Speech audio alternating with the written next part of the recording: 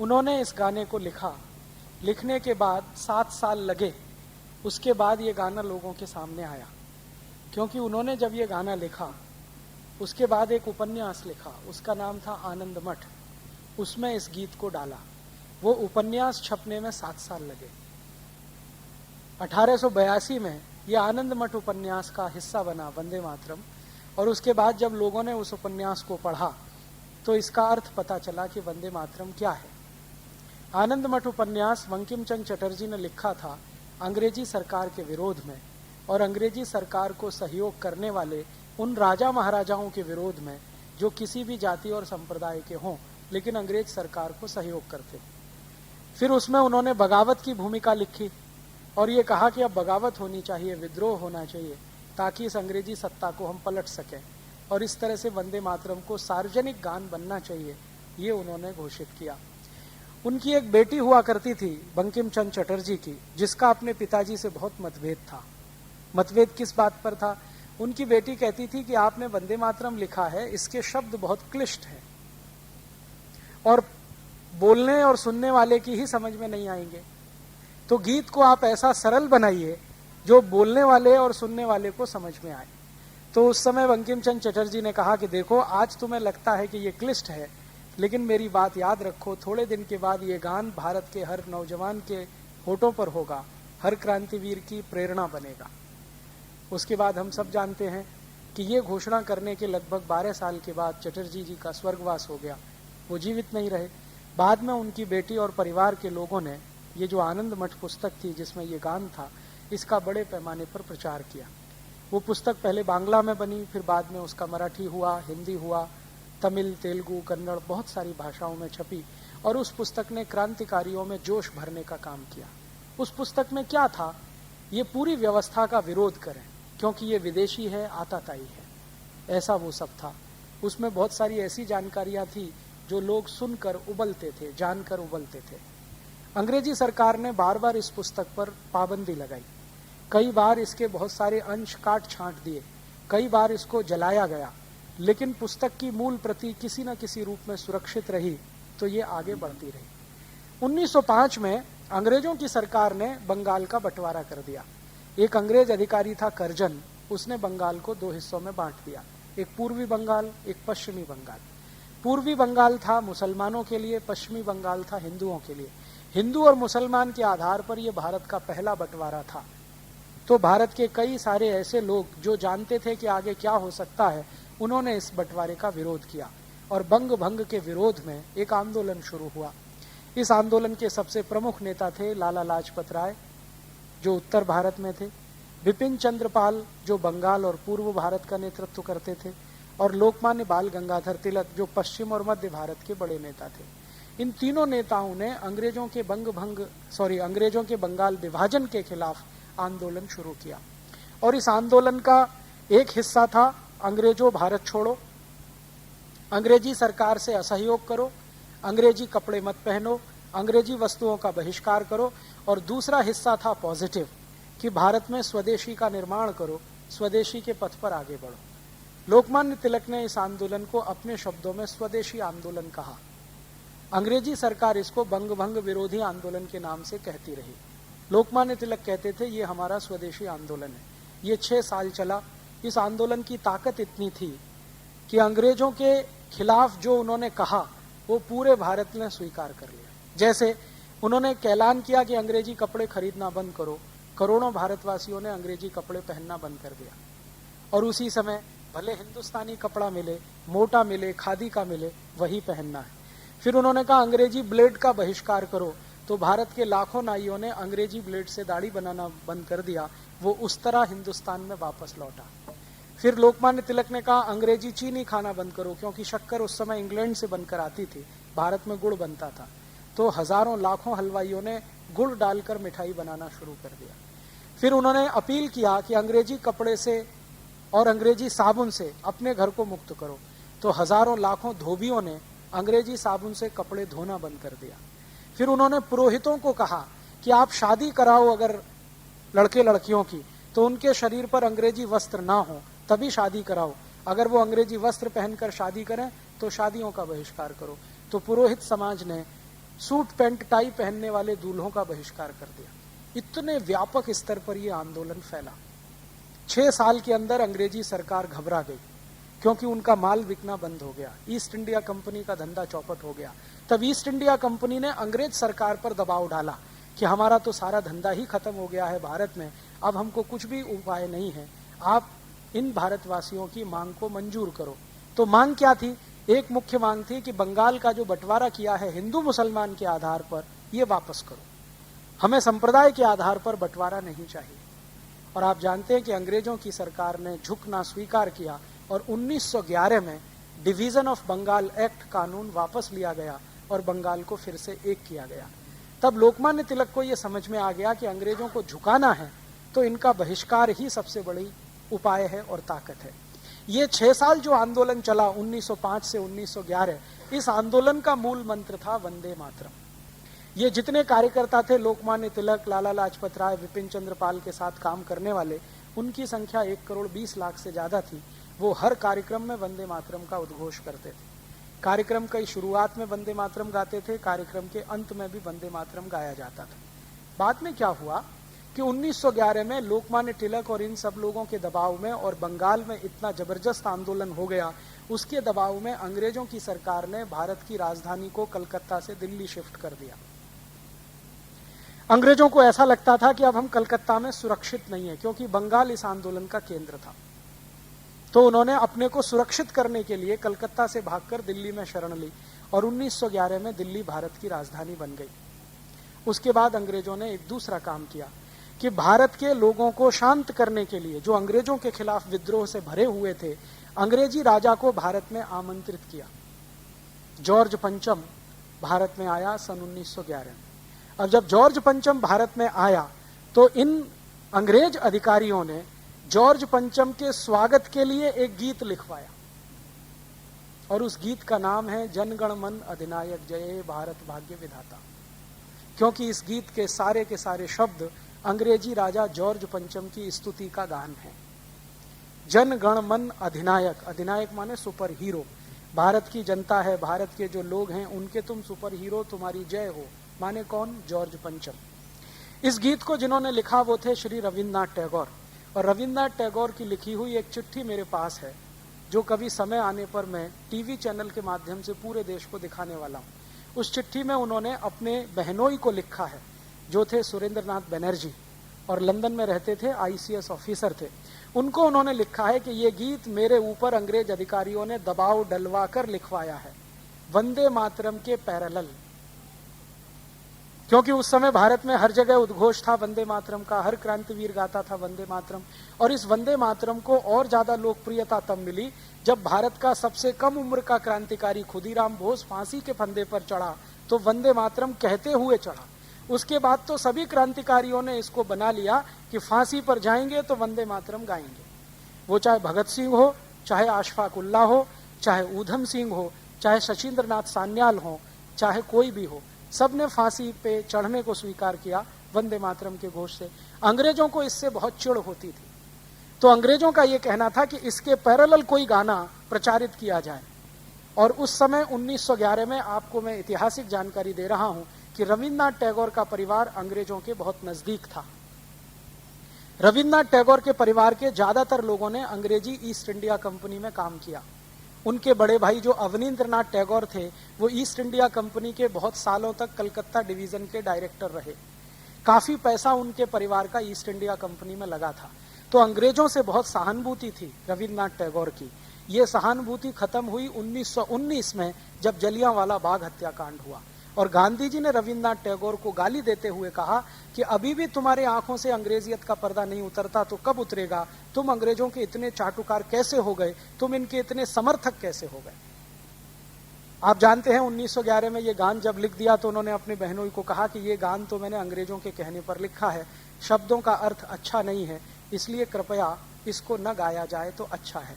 लेकिन अंत में एक लाइन लिख दिया कि ये चिट्ठी किसी को न दिखाएं, क्योंकि मैं सिर्फ आप तक ये सीमित रखना चाहता हूँ, कभी मेरी मृत्यु हो जाए तो जरूर सबको बताएं। 1941 में रविन्द्रनाथ टैगोर की मृत्यु हो गई। तब बनर्जी साहब की कृपा से ये चिट्ठी लोगों के सामने आई, उसकी एक कॉपी मेरे पास भी है, और उन्होंने पूरे देश को कहा कि जनगण मन को ना गाया जाए। उसी बीच में कांग्रेस पार्टी थोड़ी उभर चुकी थी और एक बड़ा संगठन बन चुकी थी। कांग्रेस में जब तक लोकमान्य तिलक थे, लाला लाजपत राय थे, विपिन चंद्र पाल थे, तब तक वंदे मातरम ही गाया गया। बाद में आप जानते हैं कि लोकमान्य तिलक का कांग्रेस के नेताओं से मतभेद हुआ, और कांग्रेस के नेताओं में उनका सबसे ज्यादा मतभेद हुआ पंडित मोतीलाल नेहरू के साथ, क्योंकि मोतीलाल नेहरू जी की योजना ये थी कि अंग्रेजों के साथ कोई संयोजित सरकार बने, कोलिशन गवर्नमेंट, और उसके लिए वो बार बार कहते थे। और लोकमान्य तिलक कहते थे कि अंग्रेजों के साथ मिलकर सरकार बनाना तो भारत के लोगों को धोखा देना है। तो इस मुद्दे पर मतभेद था, तो ये कांग्रेस से निकल गए। तो फिर इन्होंने एक गरम दल बनाया। तो कांग्रेस के दो हिस्से हो गए, एक नरम दल, एक गरम दल। गरम दल के लीडर लोकमान्य तिलक, लाला लाजपत राय, विपिन चंद्र पाल, ये सब बड़े कांग्रेस के लीडर थे। तो ये हर जगह वंदे मातरम गाते थे। फिर ये नरम दल वाले ज्यादातर अंग्रेजों के साथ रहते थे, अंग्रेजों की कहना, अंग्रेजों की सुनना, उनके नजदीक जाना, उनकी मीटिंगों में शामिल होना वगैरह वगैरह, और वो हर समय अंग्रेजों से समझौते के मूड में रहते थे। तो जब 1911 में ये गाना लिख दिया तो ये नरम दल वालों ने इस गाने को गाना शुरू कर दिया। कई बार ये गरम दल वालों को चिढ़ाने के लिए गाना गाया करते थे। बाद में क्या हुआ, कांग्रेस के बड़े बड़े अधिवेशन हुआ करते थे, उनमें ये बहुत बहस होती थी कौन सा गाना गाया जाए। तो वंदे मातरम पर सबकी सहमति होती थी, लेकिन नरम दल का छोटा सा एक गुट था जो अंत में फिर जनगण मन गा लेता था। बाद में क्या हुआ कि ये नरम दल के कुछ खुराफाती लोगों ने एक वायरस छोड़ दिया, और वो वायरस ये छोड़ दिया कि ये मुसलमानों को नहीं गाना चाहिए क्योंकि इसमें बुत परस्ती है, माने बुत की पूजा है। मुसलमानों को आप जानते हैं कि बड़ा करंट लगता है ये सुनते ही, तो बिना सोचे समझे उनको करंट दौड़ गया। तो जो मुस्लिम लीग के नेता थे, चूंकि मुस्लिम लीग 1906 में बन चुकी थी और उसी के कहने पर बंगाल का विभाजन भी हुआ था, तो मुस्लिम लीग के नेताओं में करंट दौड़ गया। मोहम्मद अली जिन्ना जब इसके प्रेसिडेंट बने तो इन्होंने इसके खिलाफ बोलना शुरू कर दिया कि वंदे मातरम सांप्रदायिक गाना है, हम इसे नहीं गाएंगे।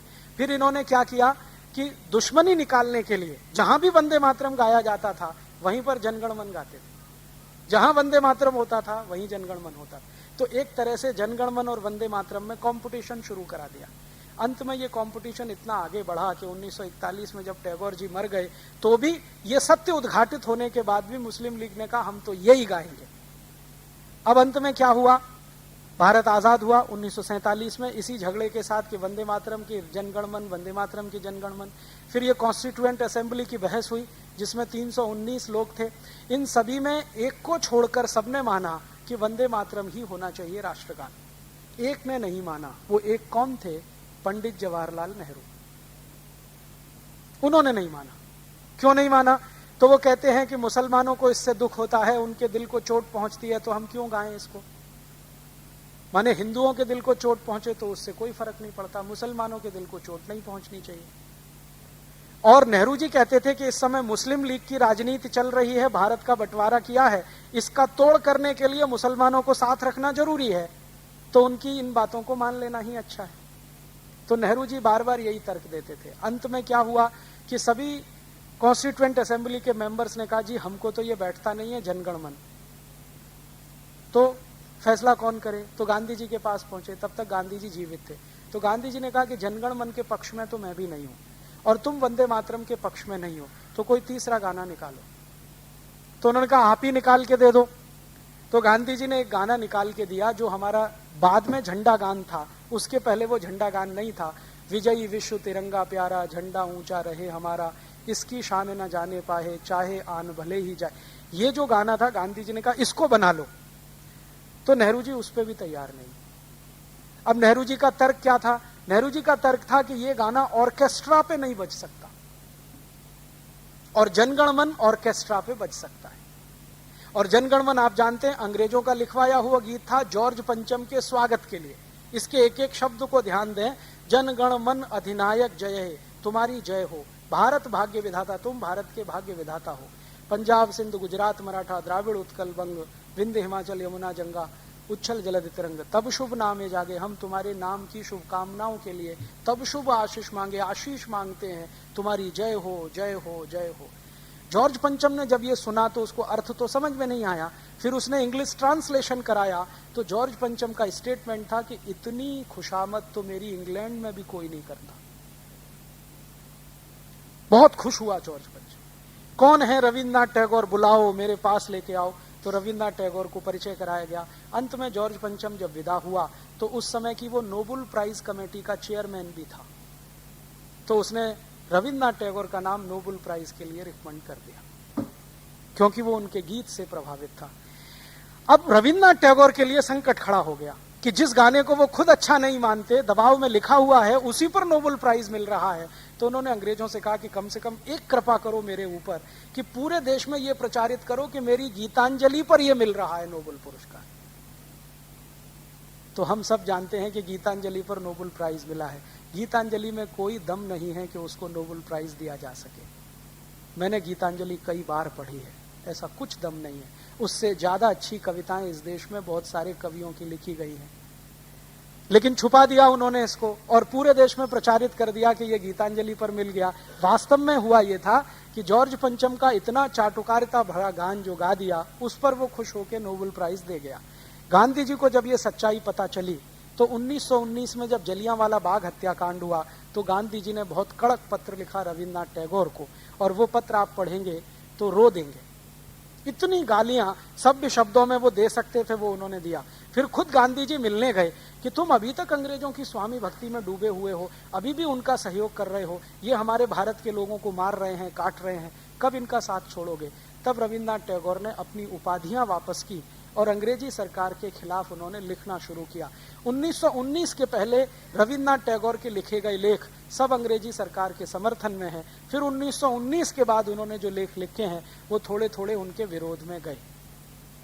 तो जनगण मन ऐसा गान है जो उन्होंने लिख दिया जॉर्ज पंचम के लिए, और हम हिंदुस्तानियों ने पंडित नेहरू के कहने पर उसको राष्ट्रगान बना लिया। जबकि 318 सांसद, संसदीय समिति जो थी ना, कॉन्स्टिट्यूएंट असेंबली के 318 लोग वो कहते थे कि वंदे मातरम होना चाहिए, अकेले नेहरू जी कहते थे जनगण मन होना चाहिए। और नेहरू जी माने वीटो उस जमाने का। आप में से बहुत सारे बुजुर्ग जिन्होंने नेहरू जी को देखा है यहाँ हैं। नेहरू जी माने वीटो। नेहरू जी ने जो कहा वही कानून, नेहरू जी ने कहा वही आदेश, नेहरू जी ने कहा वही कैबिनेट का फैसला। और जो नेहरू जी ये धमकी दें कि मैं सरकार छोड़ रहा हूं तो पूरी कांग्रेस हिलना शुरू हो जाती। उस जमाने में India is Nehru, Nehru is India ये नारा, बाद में Indira is India, India is Indira ये नारा। तो इस तरह का वो था, जैसे नीरो के समय में, जैसे क्लॉडियस के समय में, वैसे ये। तो नेहरू जी का कहना माने अंतिम वाक्य तो कांग्रेस ने स्वीकार कर लिया कि भाई यही ठीक है। फिर इन्होंने तब तक इसको लटका कर रखा जब तक गांधी जी की हत्या नहीं हुई। गांधी जी की हत्या के बाद इसको पिटारे में से निकाल लिया और जनगण मन को राष्ट्रगान घोषित किया।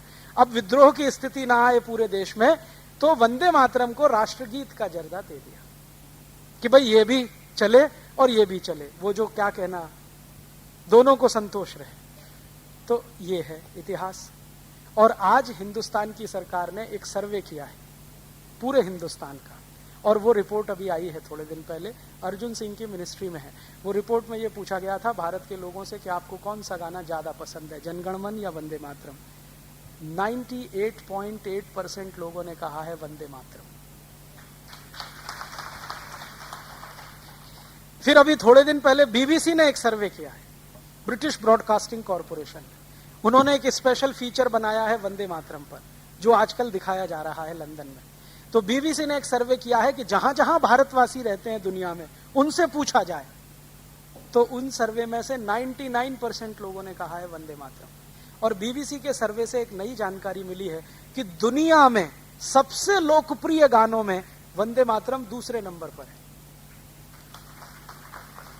दुनिया में बहुत सारे देश इसको समझते नहीं है, लेकिन इसकी जो लय है ना और इसका जो संगीत है, वो कहते हैं कि ये हम में जज्बा पैदा कर देता है। इसमें संगीत और लय देने का काम किया था पंडित विष्णु दिगंबर पलुस्कर ने। बहुत बड़े संगीतज्ञ थे, हम सब जानते हैं। विष्णु दिगंबर पलुस्कर ने इसकी लय बनाई, और इसमें ये जो आज जिस लय में हम गाते हैं ना, ये उनकी दी हुई है, विष्णु दिगंबर पलुस्कर की। उन्होंने ये लय बनाकर गाना शुरू किया, और बीच में जो संगीत भरा गया है वो भी उन्हीं के समय का है। बाद में ये वंदे मातरम लता मंगेशकर ने गाया, आशा भोसले ने गाया। थीम वही है जो विष्णु दिगंबर पलुस्कर की है। तो ये इतिहास है वंदे मातरम का, और उसके साथ है जनगण मन का। अब हम तय करें क्या गाना है। बहुत बहुत धन्यवाद दीक्षित साहब। यदि और किसी की कोई जिज्ञासा हो, एक जानकारी भारत विकास परिषद राजस्थान के बाढ़ग्रस्त क्षेत्रों के लिए राशि एकत्रित कर रहा है। यदि आप में से कोई स्वेच्छा से दान देना चाहे तो भारत विकास परिषद में आप राशि जमा करवा सकते हैं। कार्यक्रम के अंत में सभी राष्ट्रगान करेंगे।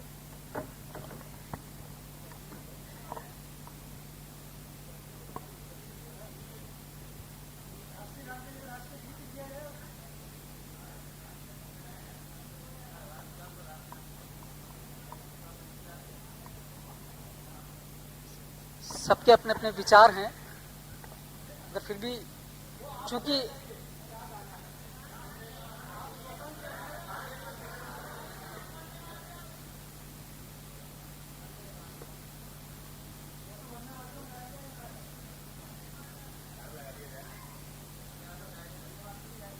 ठीक है, एक बार वंदे मातरम राष्ट्र गीत गाया जाए। आप सभी के साथ हैं। आपका जो वैचारिक जो परिवर्तन किया है, वंदे मातरम सभी एक साथ बोलेंगे। वंदे मातरम, वंदे मातरम, सुजलाम सुफलाम मलयज शीतलाम शस्य श्यामलाम मातरम, वंदे मातरम, शुभ्रज्योत्स्नां पुलकितयामिनी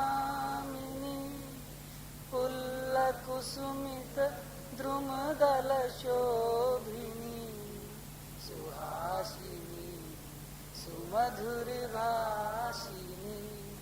सुखदां वरदां मातरं, वन्दे मातरं, वन्दे कलनिनाद कराले कोटि कोटि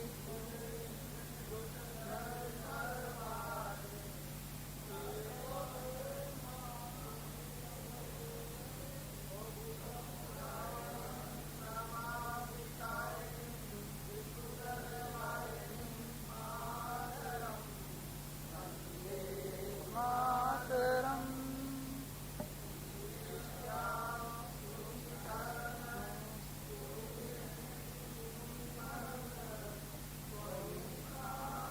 शरीरे बाहुते तुमिमा शक्ति, हृदय तुमिमा भक्ति, तुम्हारी प्रतिमा गड़ी मंदिरे मंदिरे मातरम, दुर्गा दश प्रधारिणी कमल बिहारिणी वाणी विविध्य नमामि त्वमं, नमामि कमलाम् अमलां वत्लां मातरं, मातरं श्यामलां सरलां सुष्मितां भूषितां धरणिं भरणिं मातरं, वन्दे मातरं, वन्दे मातरं, भारत वन्दे वन्दे